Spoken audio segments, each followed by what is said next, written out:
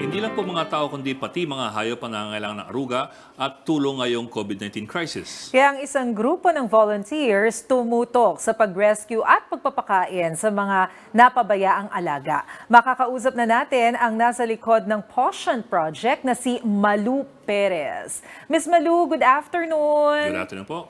Yes. Hi, good afternoon, Ms. Mazet, Sir Ed.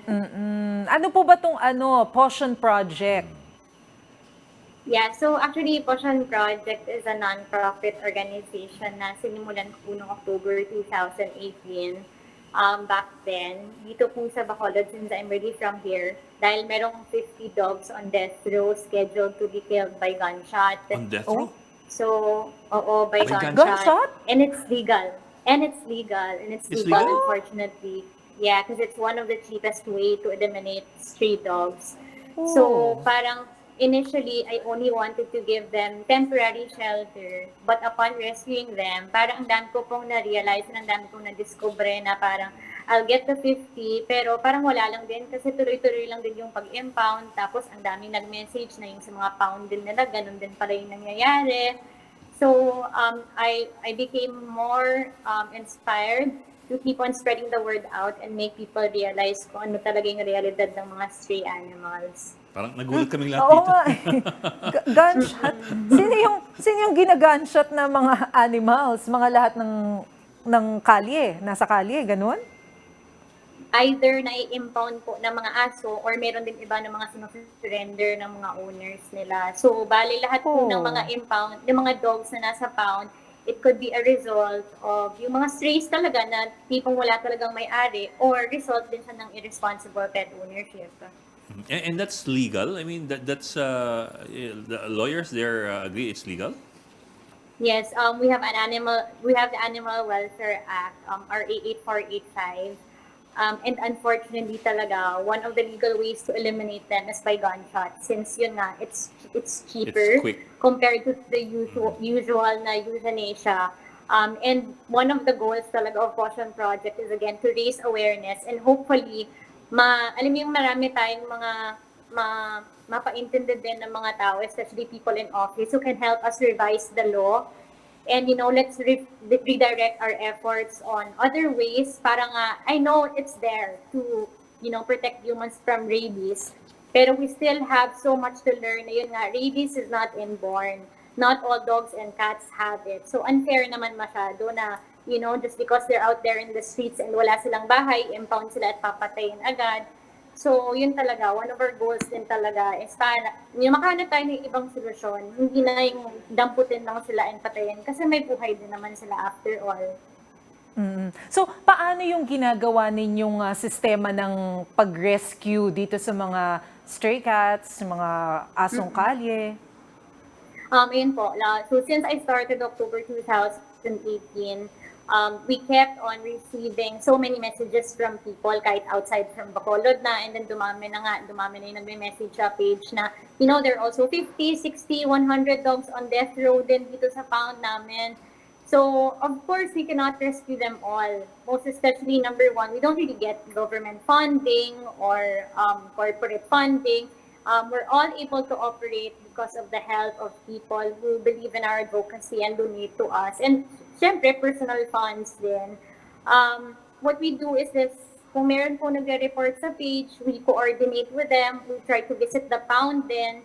And that's also one of the things that we really want to raise awareness on, na sana yung mga, all our government officials, especially sa LGU, baka, after this COVID crisis, maybe we can find some time to visit the respective pounds as well para makita nila yung sitwasyon ng mga pounds. Kasi ang dami din talagang pounds din na nabisita ko na sobrang kawawa yung sitwasyon ng mga aso.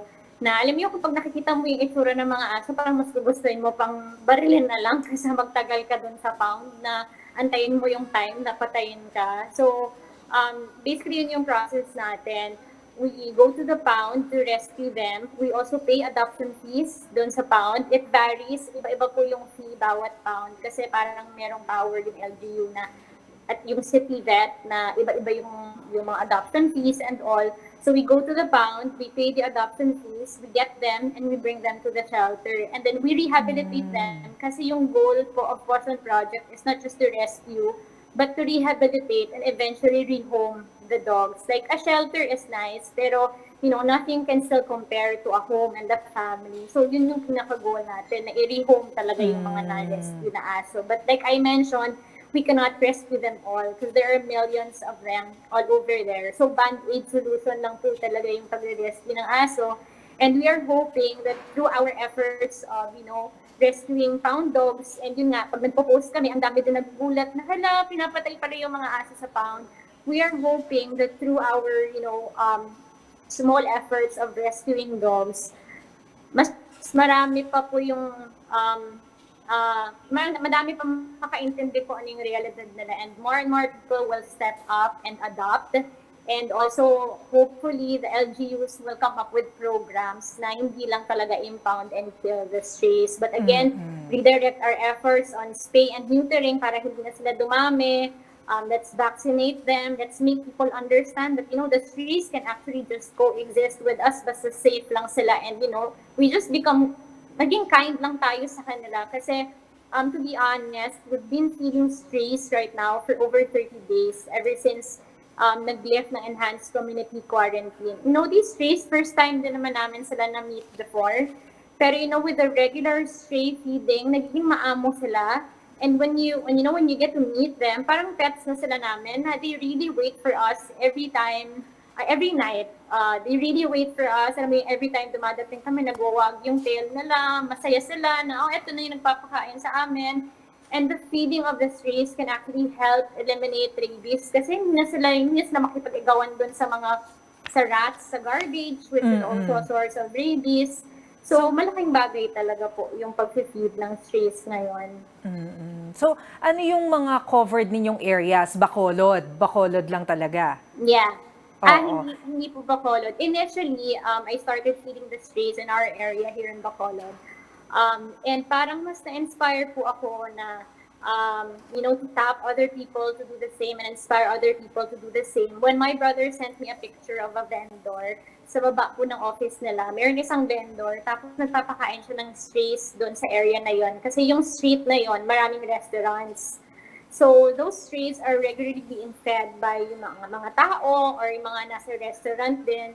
So naisip ko talaga na parang, so paano na sila? Since sarado yung mga restaurants, walang tao sa mga daan. So they're all, surviving right now at our mercy.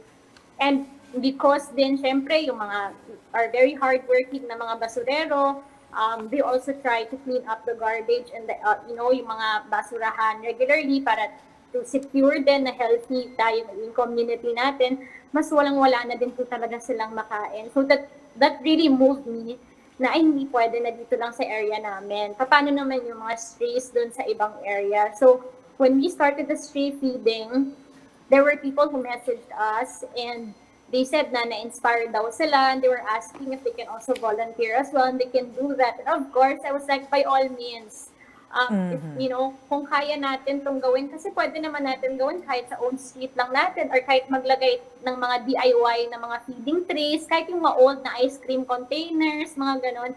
Maglagay po tayo sa labas ng gate natin, mga inuman ng tubig, para at least ma-refill natin everyday, malinisan natin. And kahit yung may mga quarantine pass po, when you go out to go to the grocery, pag may nakikita po kayong strays, please feed them. Naku. Again, yan may yung problema natin na tayo nga, yung tao, may nakukuha ng relief goods. Pwede tayo, we can try to find ways so that we can eat. Pero yung mga stray animals, sobrang walang-wala po talaga. Had they been given a choice, for sure, pipiliin din nila na may bahay din sila sana ngayon. And meron din sana silang makakain, but then unfortunately, wala. Okay. Alright, maraming salamat sa iyo, Malu Perez ng Potion Project. Thank you very much also.